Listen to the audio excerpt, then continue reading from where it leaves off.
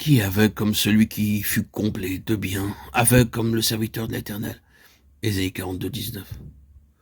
Je suis descendu au verger, des noyers pour voir les fruits qui mûrissent, pour voir si la vigne pousse. Je ne sais comment cela s'est fait, mais avant que je m'en rendisse compte, mon âme m'attira parmi les chars d'Aminadav.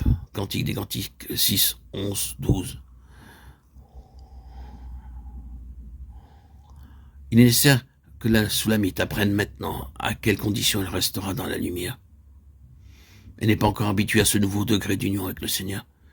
Elle ne connaît pas ses dangers et les ruses spéciales de l'ennemi dans le domaine où elle vient de pénétrer.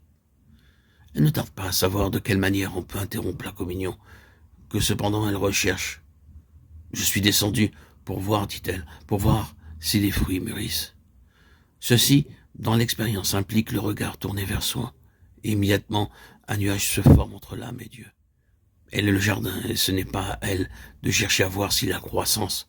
En d'autres termes, elle n'a pas à analyser ses expériences ou à chercher à découvrir si l'œuvre prospère. Elle n'a qu'à regarder à Jésus. C'est là sa part. Hébreux 12, 2. Ce n'est pas sans raison que le Seigneur mentionne toujours les yeux du cœur, qui indiquent l'attitude de l'âme. C'est dans le fait de regarder constamment à Jésus que nous pouvons aussi demeurer constamment en lui. Si ton œil est sain, tout ton corps sera éclairé. Matthieu 6, 22. La Soulamite a encore à apprendre qu'un œil sain est aveugle pour tout ce qui n'est pas la volonté de Dieu. Elle doit être heureuse de ne rien voir en dehors de cette volonté si elle désire demeurer en lui. Le jardin qu'elle va voir, ce peut être aussi l'œuvre accomplie ou à accomplir dans laquelle elle se laisse absorber.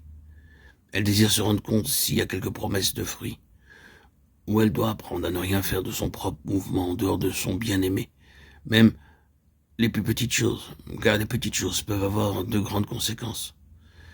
Il y a aussi une question de temps, d'à propos. La chose juste peut être faite au mauvais moment. Sans doute, il désire qu'elle s'occupe du jardin et de la croissance de la vigne. Encore faut-il qu'elle attende d'être envoyée. Elle doit apprendre à régler son pas sur le sien et savoir que ceux qui croient vraiment en sa toute sagesse se gardent de la précipitation. Ésaïe 23, 16. Ils attendent patiemment son ordre de marche. La Soulamite découvre rapidement son erreur. Elle l'avoue aussitôt. Peut-être s'était-elle laissée distraire par les voix d'amis ou celles de témoins. Mais maintenant elle n'entend plus la voix douce et subtile, celle du Seigneur. Quelle que soit la cause confiante dans son union avec lui, elle était allée voir si l'œuvre prospérait sans que le Seigneur lui eût envoyé.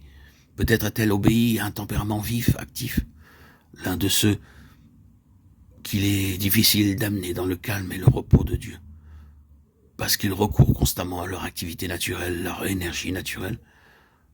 Seulement un regard, pensait-elle, et la voici prise dans un tourbillon qu'elle compare au mouvement rapide des chars.